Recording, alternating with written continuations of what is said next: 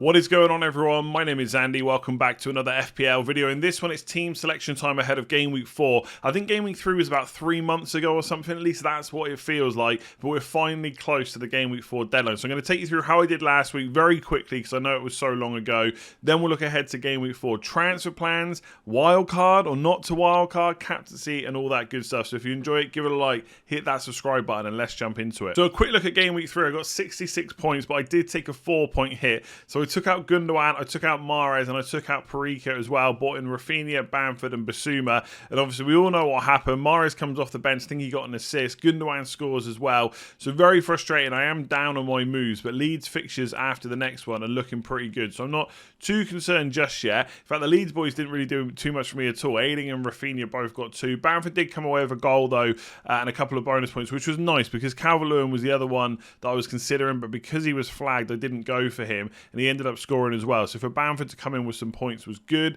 Tony finally off the mark as well. Did get a yellow card, but got 1 bonus point to make up for it. So we'll take a 6, right? It did probably halt some sales for him and make sure that he didn't drop in price too quickly. And Antonio captain was decent because I was really close to going for Fernandes. But in the end, I went for the main man, Antonio. Another goal, another assist, 22 points. Happy days. Salah obviously got the penalty against Chelsea as well. Trent did what Shaw did the previous week. Didn't get a clean sheet, but still got some bonus points even without a return. So that was nice as well. And Shaw did keep a clean sheet against Wolves, although I'm not saying it was fortunate, but Wolves did have a lot of chances. So overall, it was an okay week. I did drop down a little bit. I was 200 and something thousand after Game Week 2. Now I'm up to 200 or down to 277,000, but it's still a perfectly good rank for this stage of the season. Let's see how we're going to improve it in Game Week 4. So I'm just going to say it right now. At the current time, I'm not thinking about wildcard. I keep seeing all the comments on YouTube and on Twitter saying I'm definitely going to wildcard. He's just waiting to do it. And like, I am waiting. I'm literally waiting to see if there's a good reason to kind of hit that button.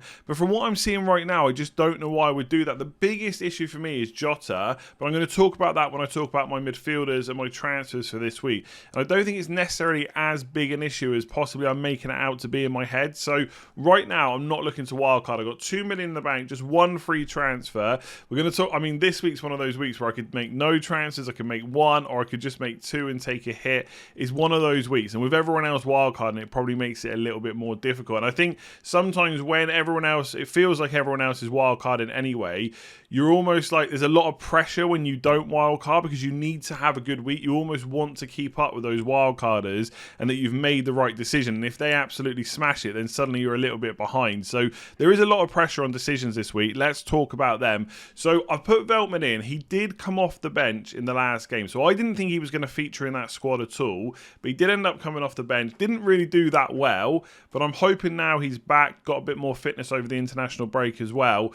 Just from having obviously, you know, a bit more time to kind of get up to speed. I'm hoping that he plays. Now, it's not a guarantee, but again, is that worth wildcarding for? Because even if he doesn't play it, I've got Ayling on the bench. Of course, not ideal to have to play Ayling versus Liverpool, but I think taking the bet or the risk that Veltman plays against Brentford is worth it because those two continue to rotate quite nicely. I think it's Newcastle for Ayling next week, and then I think it's Palace for Veltman the week after. So they continue to have fairly good fixtures. So are they the most ideal 4.5 million picks? Possibly not. But again, it's not a big enough issue to worry about wildcarding. They're hopefully going to play. And if Ayling starts against Brentford, then I'll be pretty happy with that. And then Trent and Shaw, I've got no issues with them at all. I know people on wildcard are kind of thinking about, you know, whether to stick with Shaw or go somewhere else. And look, there's loads of options. If Laporte is ruled out, then Stones is an option. Obviously, Chilwell keeps coming down in prices. Cancelo, if you've got a bit more money. Rudiger, Reece James. There's loads of options. But Man United's next 3 fixtures are Newcastle, West Ham, and then Aston Villa, if I've remembered them correctly. And I think I'm okay playing a defender in those 3 fixtures, especially one for Man United that can also get attack and return. So will Luke Shaw make it on my wildcard team if I use my wildcard around Game Week 7 or 8? Probably not. But there's no real reason to get rid of him now. Like, obviously, the bench is looking a bit weak. Foster was never an option anyway.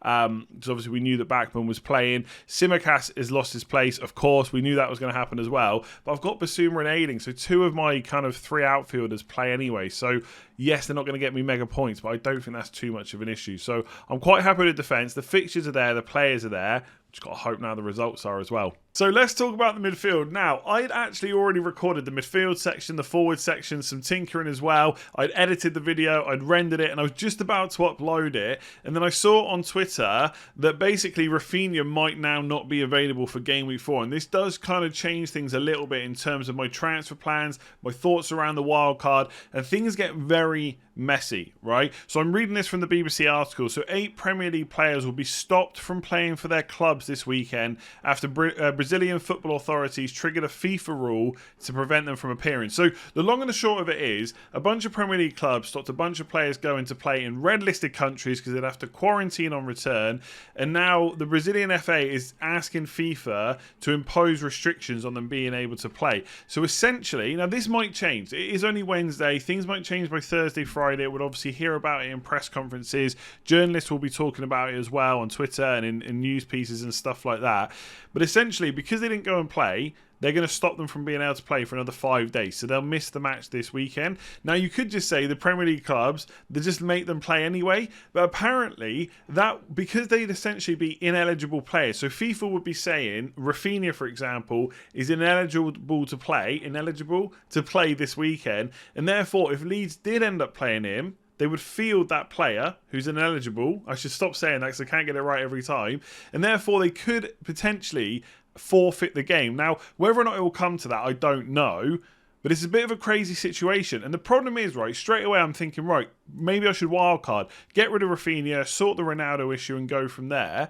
But then this is probably going to happen again in Game Week 8. Right, there's another international break. There's another one in November as well. And if this isn't sorted out, either two things are going to happen. One, this is going to happen again. So players are going to be stopped from playing. That could hurt all our teams again.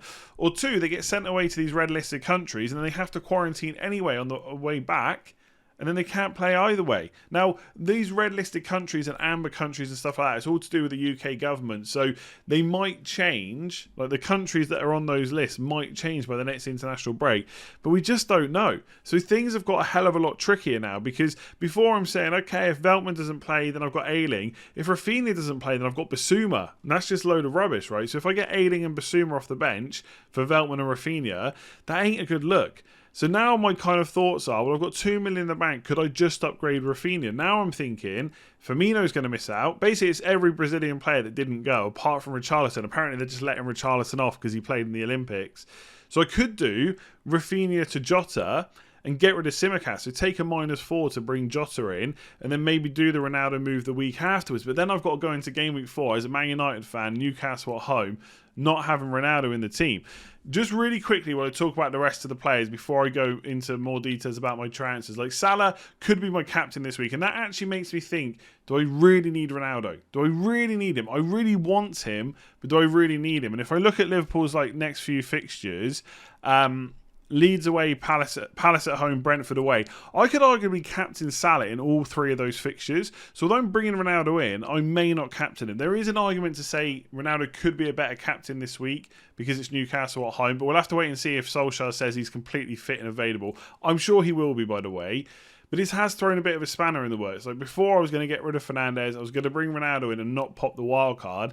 And now I'm kind of a little bit all over the place. So let me bring the forwards up and then we'll talk a little bit more. Okay, so this is my forward line. I don't necessarily see Bamford as an issue. Okay, I know he's playing Liverpool this week. It's not ideal, but the fixtures afterwards for Leeds are pretty good. And they're so good that if I didn't want a wild card around Game Week 7 or 8, I could just hold him in there. So I'm not too concerned. My original plan was actually to do Tony to Calvert-Lewin. The reason I didn't get Calvert-Lewin in last week because he was flagged. He's now flagged again. At this point, I still don't even know if he's fit. We'll have to wait for the press conferences. So I could just do Tony to Calvert-Lewin, but if Rafinha is going to miss out, that doesn't seem like a great plan. I've not really got a bench either. I could spend the 2 million, like kind of upgrading a defender or upgrading a bench option to then have that going forward. But it just feels a little bit passive. The annoying thing is, because Leeds fixtures are so good, I don't really want to get rid of Rafinha, right? He's such good value. And I guess arguably if he's missing Game Week 4, he's getting a bit more of a rest as well. Then it's Newcastle, West Ham, Watford, Southampton. Like, that is such a good fixture run for Leeds. I don't particularly want to get rid of him. Antonio doesn't need to go either. And Tony, okay, yes, he hasn't done great. Just 1 goal in 3 games. You would have liked a little bit more. But Brighton at home is not the worst fixture in the world, so I could keep him for that. So now I'm looking at this team, and I guess I've got to think about what are the biggest issues. So I could do Tony to Ronaldo. To fund that, I'd have to get rid of Fernandes. And then I'm left with Rafinha, who might not play, and then Bassoum remaining on the bench, which isn't ideal anyway.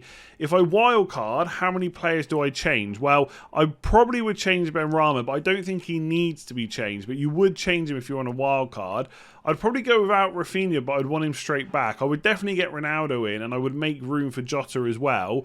So I'm thinking, could I just do something different here instead? Maybe take a hit this week and a hit next week to do Rafinha to Jota, and then Tsimikas out for just another cheap defender, just to have someone on the bench. So I got to be honest, as of right now, I'm a little bit stuck on what to do. I don't really want to use the wild card. I know people keep saying that you're going to use it, but I'm trying to actively avoid doing it because I don't think my team is in bad enough shape to do it, right? I could do Fernandes and Tony to Ronaldo plus someone else. It would probably be Torres as things stand because I can't get Jota in one move because of Tsimikas. But also I'm thinking about Sarr as well because Sarr's got a nice little run of fixtures and he could be on penalties too. For 6 million, that seems like quite a good play. So I think the best thing to do to let me think a bit more about this is to move on to the tinkering and see exactly what we can do with the team. And maybe that'd be a bit more easy to see because you can visualise it then. Okay. So this is the team, right? And bearing in mind, Rafinha's not flagged yet because it's not 100% confirmed that he's going to miss the next game. But I've got to start thinking about it, okay? So I've got 2 million in the bank.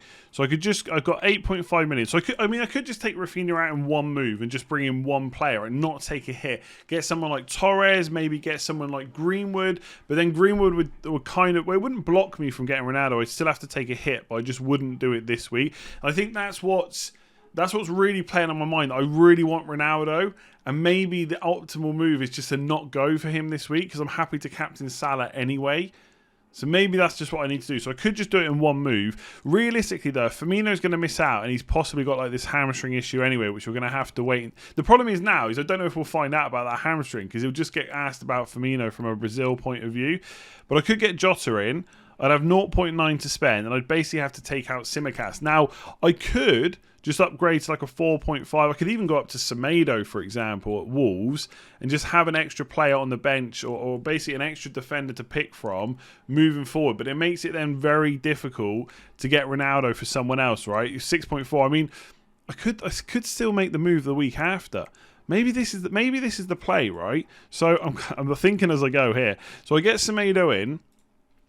I play Semedo this week. Okay, it cost me 4 points. It's pretty annoying. But I have Ayling and Veltman on the bench. So I increase my bench a bit more. I also have Jota, who's got really nice fixtures coming up. Leeds, Palace, Brentford. Hopefully he'd play at least 2 or 3 of those games like from the start. Then in game week 5, if I really want Ronaldo, I do Fernandes out. Bearing in mind, Fernandes against Newcastle is not awful, even if he hasn't got penalties. But I do it the week after, and I get Ronaldo in. But this would be for West Ham away and then Villa at home. And then this is the problem, I've only got 5.9 million to spend. So maybe I don't get Semedo, but essentially I'd probably want Sarr, who's 6 million. So I'd have to find 0.1 million. So maybe I don't go for Semedo. Maybe I go for a different 4.8 million defender. I'm not going to worry too much right now about who that is. Like Dyer, for example, but Spurs fixtures after Palace aren't good. I think what I need to do is basically decide, like this is what I would be thinking for your teams as well, is I need to decide when I want to wildcard. Because if I want to wildcard in game week 8, then how much do I need Ronaldo? I do think I need a premium forward spot at some point. But if I can't get him this week anyway, then West Ham and Villa, I mean, they're pretty good, but I'd have to take another hit to get him in. Maybe I just wildcard. Maybe the wildcard is the play. But the thing is, I'd want Rafinha straight back. So if I was going to wildcard, right, let's just quickly put this together right now. Let's say Calvert-Lewin's fit. I would probably swap Bamford out, but I don't think Bamford's a bad option going forward.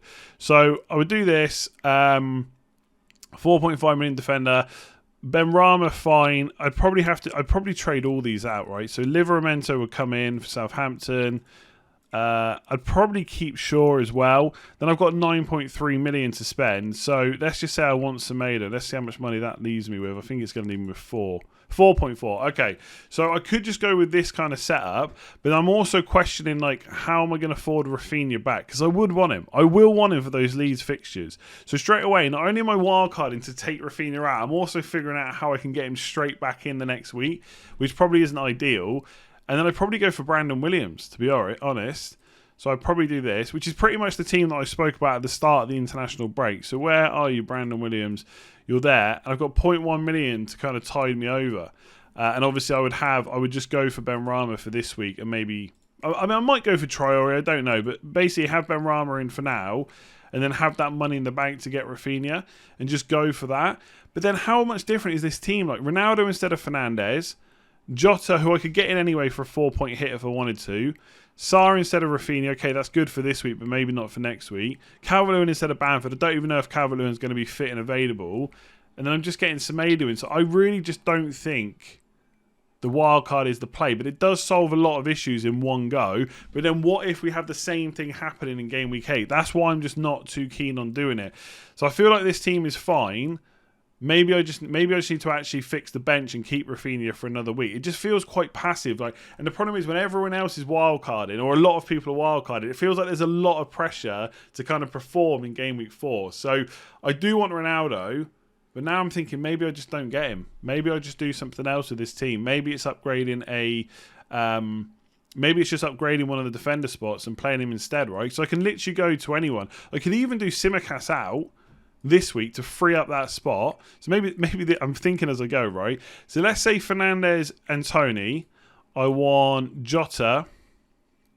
Let me keep going. I'm sure so many people have turned off by now. Jota and Ronaldo. So I put these players in so that I know how much money I've got to play with. Yeah, maybe I'd go for a 4.3, but it would have to be Livramento or someone like that. And then I'd have to play them this week, so I don't like that way around. I might have to deal with Rafinha. I might have to take Rafinha out, and I might do Rafinha and Tsimikas to Jota and Semedo.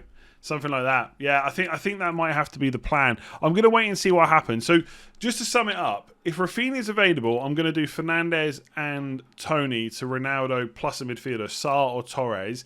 If Rafinha's out, and I'm not going to be able to go for him, I'm probably just going to take the plunge, get Jota in, and just get rid of Tsimikas, maybe for Semedo.